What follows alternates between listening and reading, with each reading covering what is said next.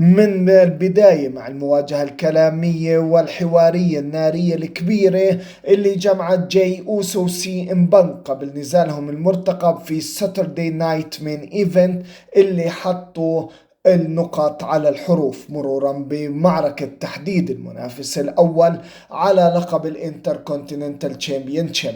أعزائي المتابعين والمشاهدين، أهلا ومرحبا بكم في تحليل عرض ال WWE رو بتاريخ 27/10/2025. يلا نبلش تحليل. العرض بلش بأشواق قوية مع جاي أوسو اللي افتتح عرض الرو بطريقته المعتادة ويلكم تو مانجاي نايترو.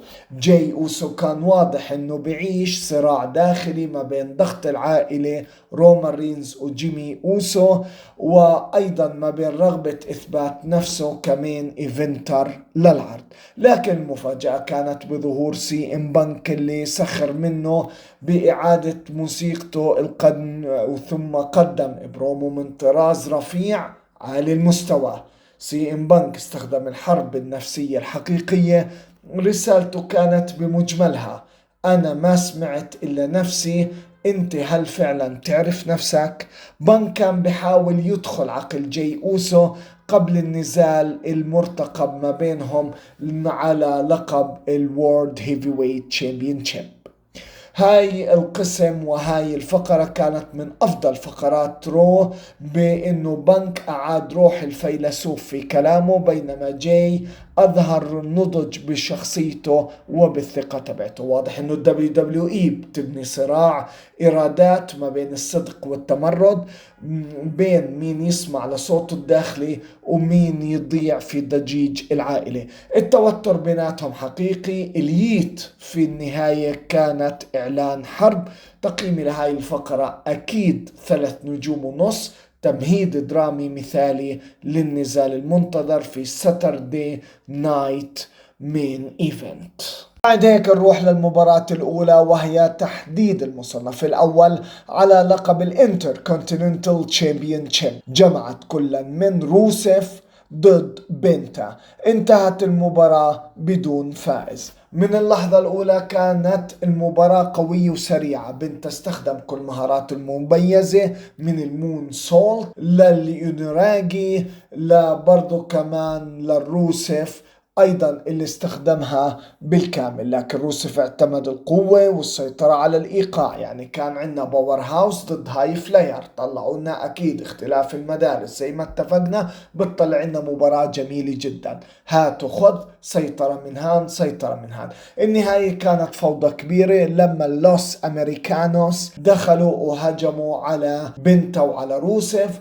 أنهى المباراة بدون نتيجة. بعدها الفوضى استمرت. بنتا وروسف تعاونوا مؤقت علشان يطلعوا اللي هجموا عليهم اللي هم اللوس أمريكانوس من الحلبة. تقييمي أكيد لهاي المباراة هي 3 نجوم. قرار النو كونتنس هين منطقي، لأنه بيفتح الطريق لمباراة ثلاثية على اللقب في ساتردي نايت مين ايفنت. ردة فعل الجمهور كانت نارية وقت ما بنتا ضرب اللي هاجمين عليه، وهذا بأكد شعبيته رغم كونه وافد جديد إلى WWE. حركات دراما تدخلات مدروسة بتخدم القصة القادمة تمام. بعد هيك نروح للمباراة الثانية، واللي جمعت برون بريكر ضد الاي نايت، اللي فاز بالمباراة برون بريكر بالتثبيت. مباراة قوية بين اثنين من اكثر النجوم جماهيرية في رو. برون بريكر القوي اللي فايت باور هاوس اللي بده ينهي على الكل.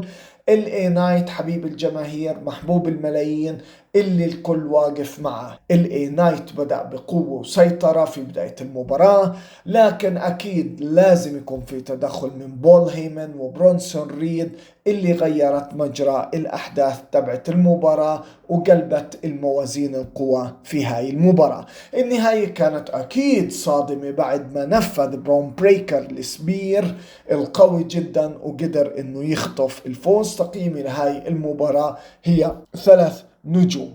في رأيي هاي المباراة كانت يعني أداة مشان نقوي صورة برون بريكر كوحش رسمي تحت إدارة بول هيمن. الاي نايت قدم اداء ممتاز كمحبوب الملايين ووجه شعبي، لكن واضح انه الدبليو دبليو اي بتحضر لمواجهة مع ريد او هيمن قريبا. متعة جماهيرية مع بناء واضح للعداءات المستقبلية، منركز الضوء على برون بريكر كقوة صاعدة وهيمنة قوية وإنه وحش. المباراة الثالثة واللي كانت من نوع فردي جمعت شيماس ضد جي دي ماكدونا، اللي فاز بالمباراة بالتثبيت جي دي ماكدونا. مواجهة قوية جدا جسدت مدرسة المصارعة الأوروبية الصلبة. شيماس والباور هاوس اللي موجود فيه تكنيكال ريسلينج كانت من جهة جي دي ماكدونا. المباراة كانت اختلاف مصارعة او اختلاف في المدارس، لكن قدموا لنا اداء قوي جدا. شيماس سيطر معظم الوقت بالضربات العنيفة والركلات، وحتى انه عمل على الحلبة اللي هي ضربة الدرمز العشرة او قرع الطبول العشرة على صدر جي دي ماكدونا. لكن بوجود جي دي ماكدونا اكيد راح يكون من الجاجمنت داي موجود فين بالر مشان يساعد جي دي ماكدونا. راح حمل الشلالي تبعت شيماس، وشيماس اثناء ما هو واقف على الزاوية ضربوا الحكم مش منتبه علشان تغير النتيجة لمصلحة جي دي ماكدونا، اللي فاز بالسبانيش فلاي اللي كانت فعلا رائعة واعجبتني جدا واقوى سبوت فيها. تقييمي لهاي المباراة هي 3 نجوم وربع. رغم الخسارة لشيماس طلع من المباراة قوي وما تأثرت صورته. القصة كانت انه بس بدنا نعطي دفعة للجاجمنت داي انهم يفوزوا، لانه في الكواليس جوا تحدوا الابطال تبعون التاك تيم اللي هو دراخون لي واي جي ستايل على القاب التاك تيم. فاحنا بس الهدف من هاي المباراة نقوي صورتهم ونعزز مكانتهم ووجودهم كمنافسين على القاب التاك تيم. مصارعة أكيد رائعة، نهاية درامية وتطور جميل للقصص. درو هذا الأسبوع كان واحد من أقوى الحلقات في ساتردي نايت من إيفنت. برومو بانك وأوسو رفع سقف التوقعات أكيد. المباريات كانت متنوعة ومتوازنة ما بين الأكشن والبناء القصصي. جاجمنت داي ما زالوا محور أحداث التاك تيم، لكن تصدعهم بدأ بالظهور وتدريجيا والآن بدأ يسرع فيه. الدبليو قدمت عرض متكامل ما بين الدراما والمصارعة. أفضل ما فيه إنهم مهدوا الطريق بذكاء لكل القصص القادمة. بنك وأوسو سرقوا أكيد الأضواء، لكن بريكر وشيماس قدموا بصمتهم الخاص أقوى شيء عندهم. تقييم للعرض all 7.5 من 10. عرض قوي، تركنا متحمسين أكثر من أي وقت للحدث القادم يوم السبت. أعزائي المتابعين والمشاهدين، لا تنسوني باللايك وتشتركوا لي بالقناة وتفعلوا لي زر التنبيهات والجرس عشان يوصلكم كل تحليلي أولا بأول. كنتم معي أنا جوبلin من قناة مجنون مصارعة المحترفين. سلام.